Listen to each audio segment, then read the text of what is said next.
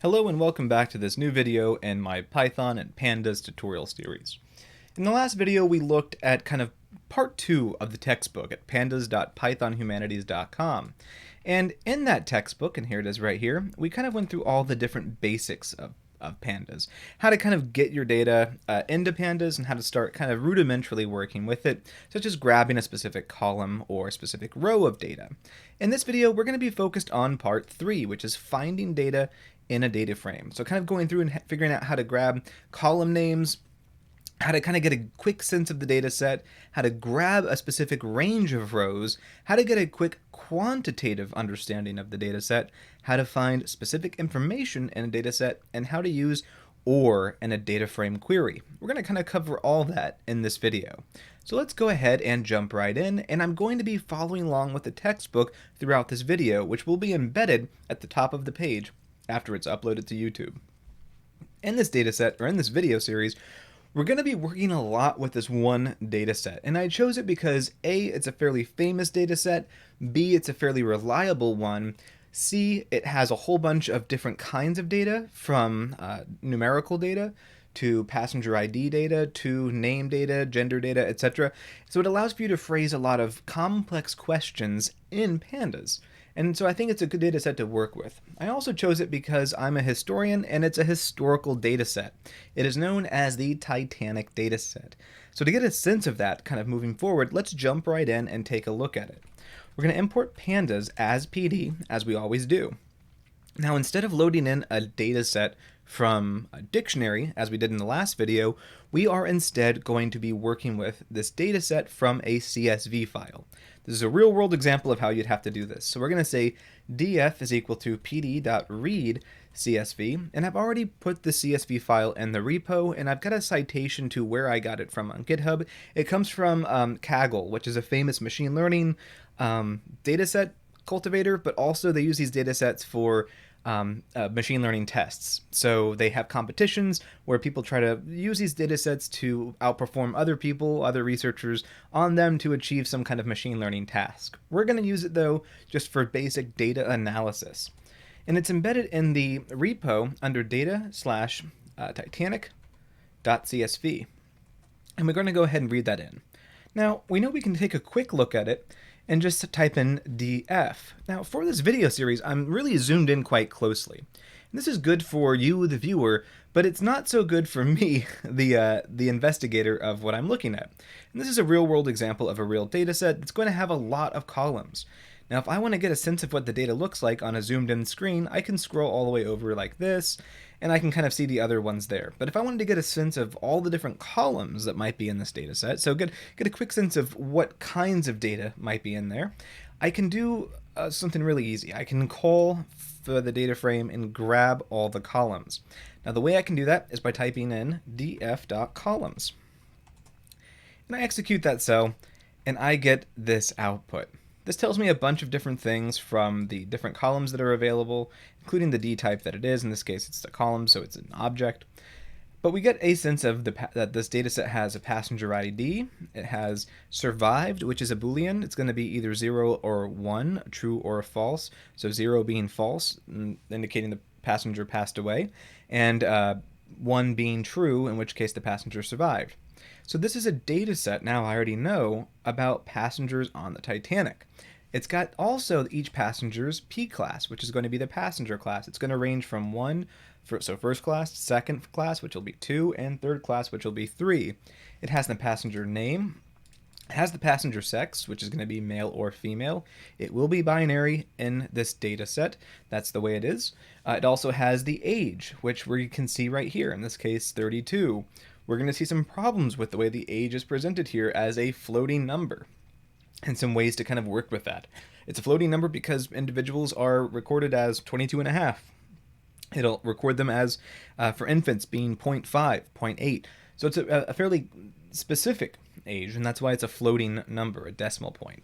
It also has SIB SP, which we're not going to be dealing with too much in this series. It's also got Parch, it's got their ticket, it has their fare, their cabin, and embarked, which is going to be these different letters that correspond to where they were picked up. So that's what we have to work with. Now we're going to be really focusing in this series on survived, P-class, name, sex, and age. And then a little bit later, we're going to focus on fair. The other categories are really more useful if you're doing machine learning to do something like, I think the challenge from Kaggle was make a prediction on if an individual would have survived or not survived on the Titanic based on all these different things, and then fine tune the hyperparameters and do some feature engineering to select the right features that will have the best results. That's essentially the point of this data set. We're using it though just for data analysis. So if we wanted to convert this into a nicer looking list, we can use what we learned in the last video to do that. Let's create an object called columns, so COLS, and we're going to say df.columns just like we did before, and we're going to add in one extra method here. We're going to say .toList. And this is really kind of the nice and powerful thing about Pandas.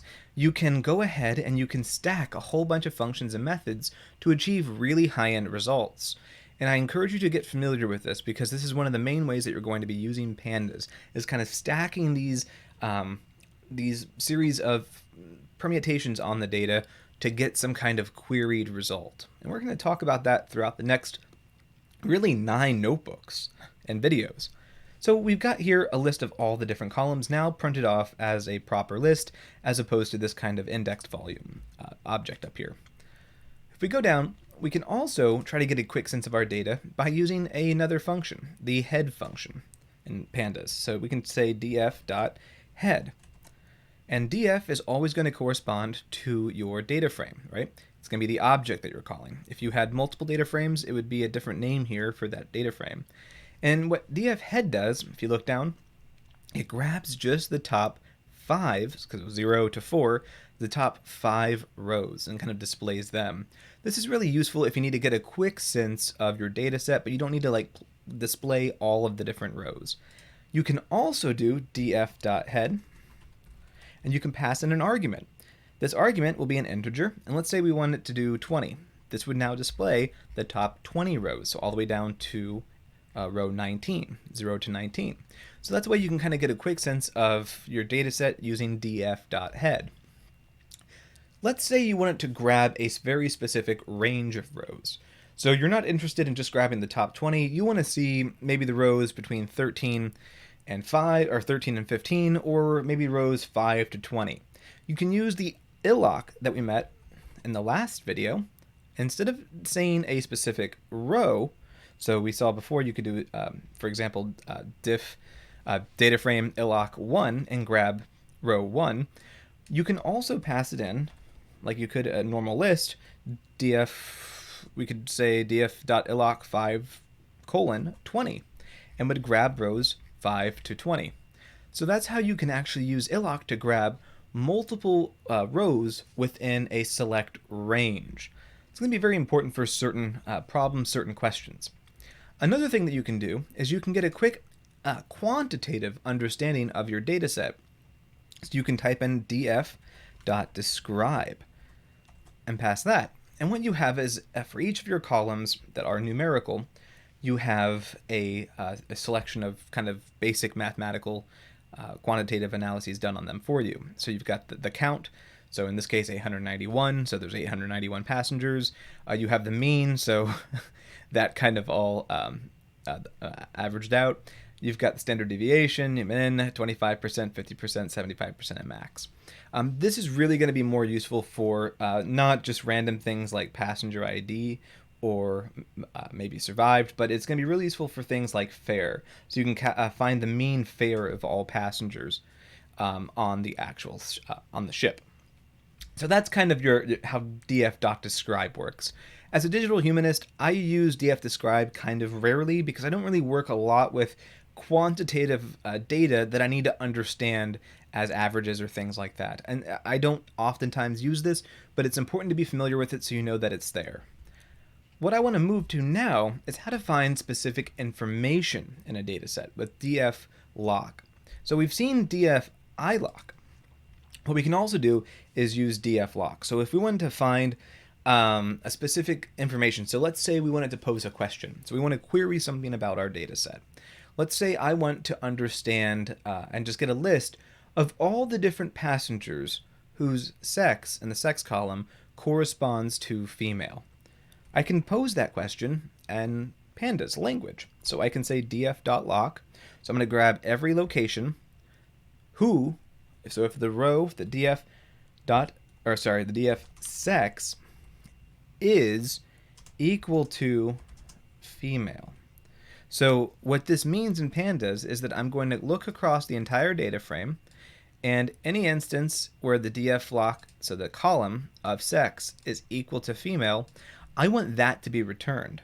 If I run this, we have that output right here.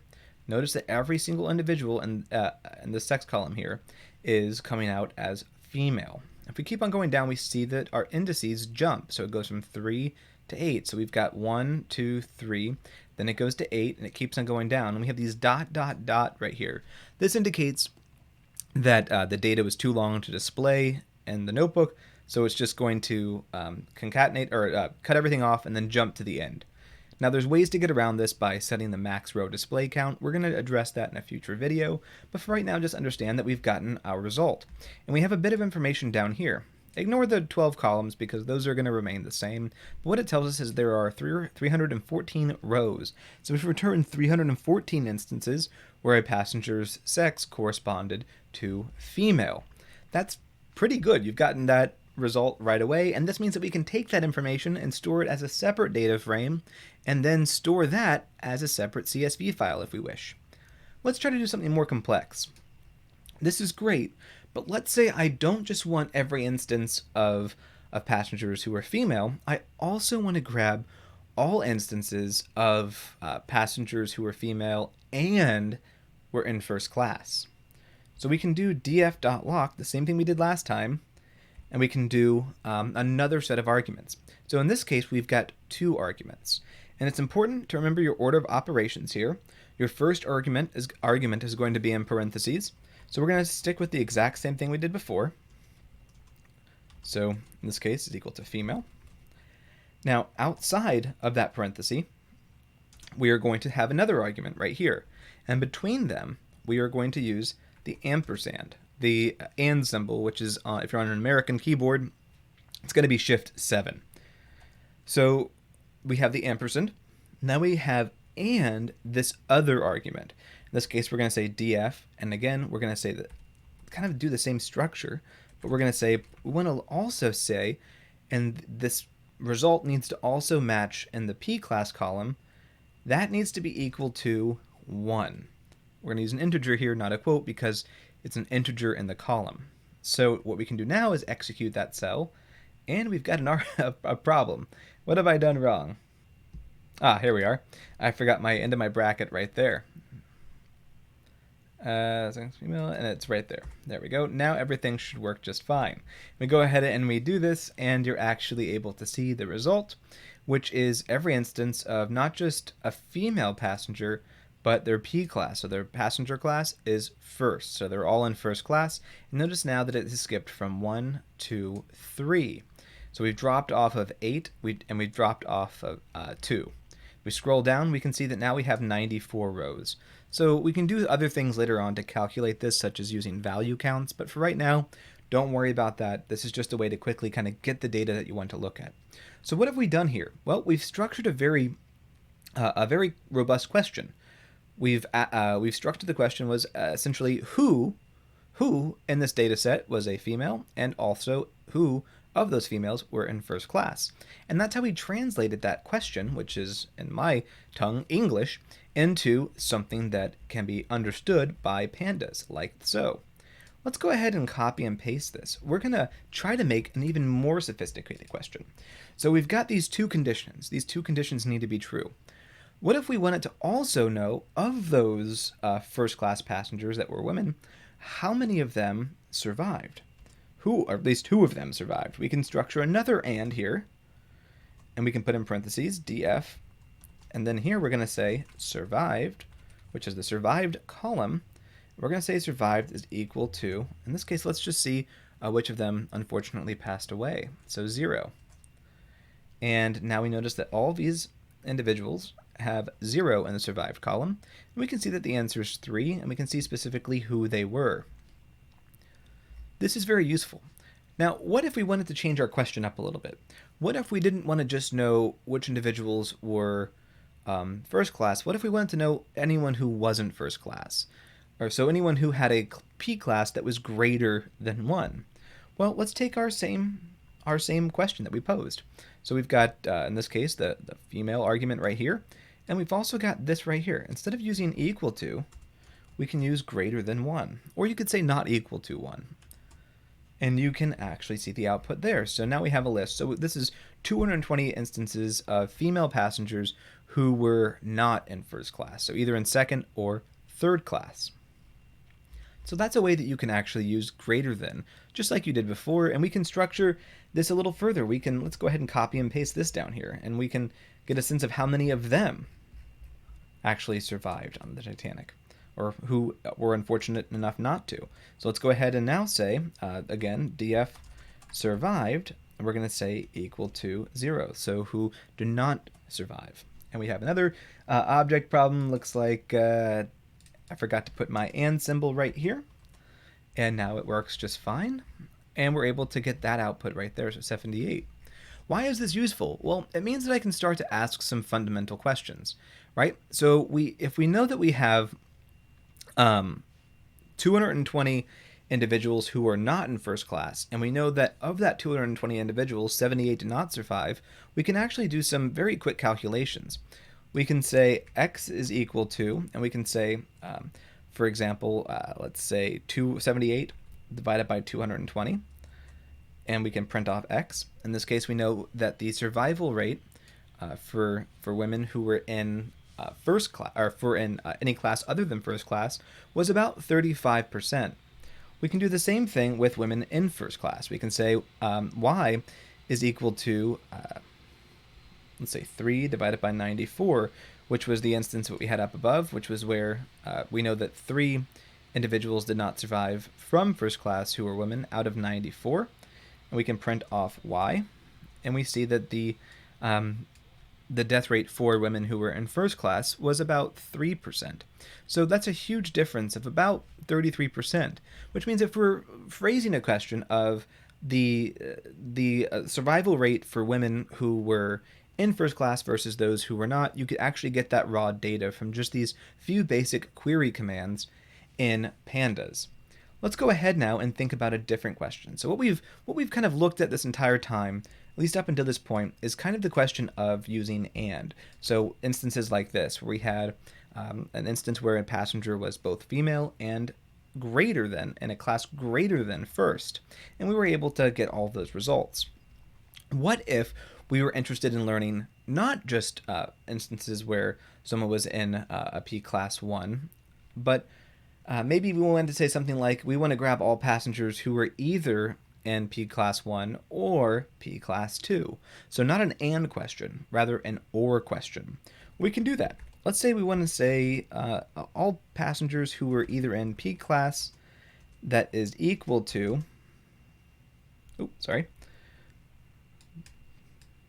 df.lock dfp class, there we go.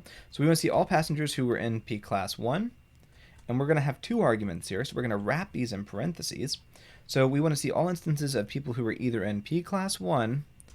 In this case, we're going to do or. Now the or symbol is the straight vertical line, and you can find it on an American keyboard above your return or enter key using shift. What you can do is now say or df P class is equal to 2.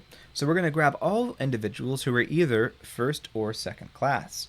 And we can print that off, and we've got all individuals who are either in first class or second class. You will not see any individuals who were in third class or an unknown class here in this data set. And that's how you're able to use or rather than just and. This was a basic introduction to how you can start kind of grabbing specific data from your data set and finding it. Hopefully by now you have a decent understanding of how this can be done. I encourage you to play around with this data set for a little bit and try to experiment with these expressions on your own. Make elaborate questions. You want to find all instances where a person is a female and maybe between the ages of 38 and 72. And you can get a list that way. See if you can figure out how to solve that question. Play around with this these kind of basic features right now, and then when you're comfortable, join me in the next video as we start tackling the question of how to organize our data in Pandas. That's going to be the subject for the next video. And I think you're going to find that that's going to allow you to kind of structure your data sets better, to do better and more targeted analysis on that data. That's going to be it for this video, though. Thank you for listening. If you've enjoyed it, please like and subscribe down below. And as always, thank you to my Patreon supporters. If you enjoy this channel and you get a lot out of it, please do consider supporting it via Patreon. The link is in the description down below.